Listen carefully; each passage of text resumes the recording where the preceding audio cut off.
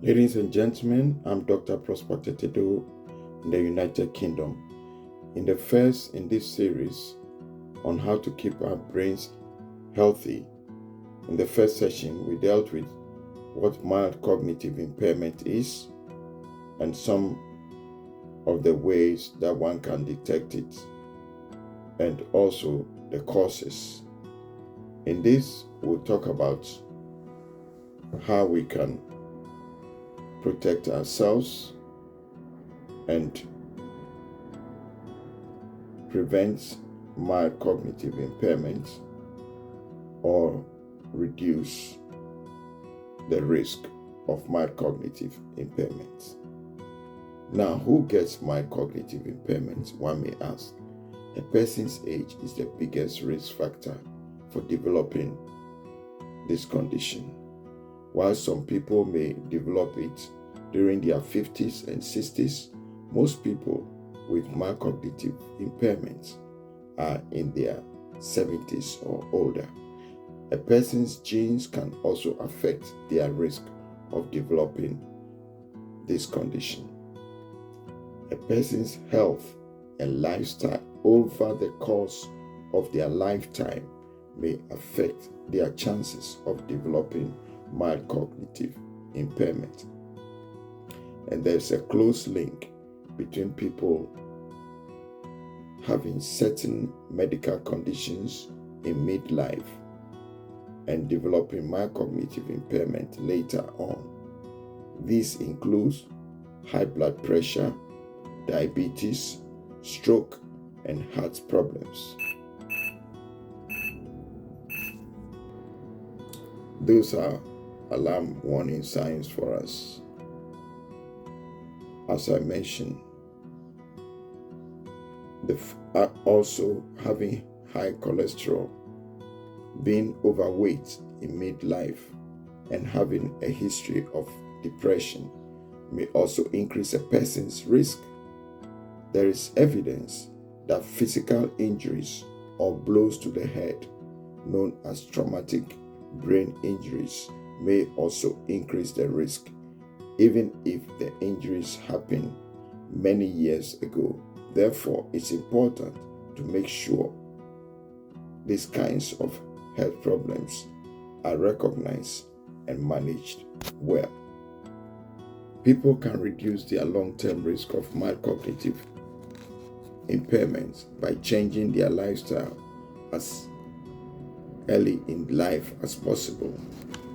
For example, I'll give a few and I'll cover 4 areas, which are smoking, drinking, alcohol, diet, and physical activity.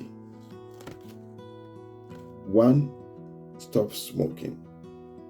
And GPs can give advice about different ways to quit smoking.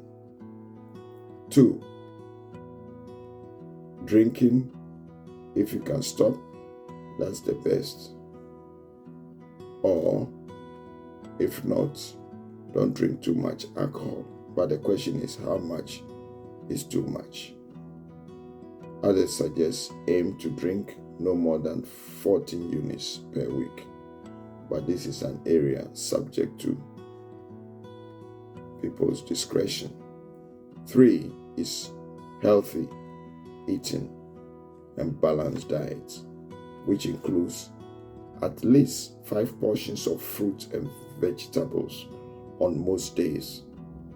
2, starchy foods, for example, potatoes, bread, and rice, whole grains where possible. 3, fish at least twice a week. If they eat fish, particularly oily fish such as sardines, salmon, or mackerel. The 4th is not too much saturated fat such as butter, sausages, burgers, and other processed meats. The 5th is not too many sugary foods, for example, sweets, cakes, and biscuits. 7, not too much salt. check food labels and watch out for salt in foods like bread, pizza, and ready meals. 7. Drink 6 to 8 glasses of fluid a day, non-alcoholic drinks, and ideally without too much sugar.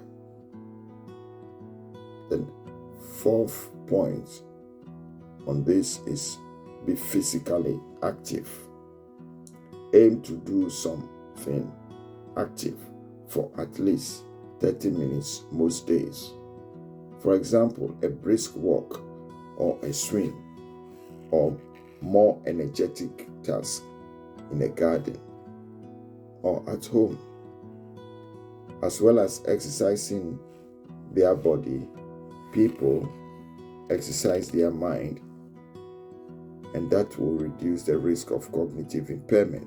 For example, doing activities that keep the mind active and stimulated may help to reduce the risk of cognitive impairment.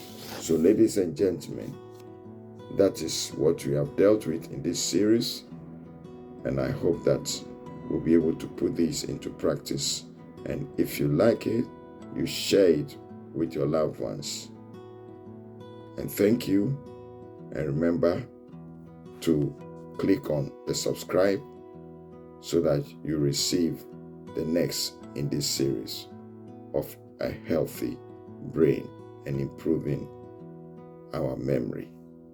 Bye for now.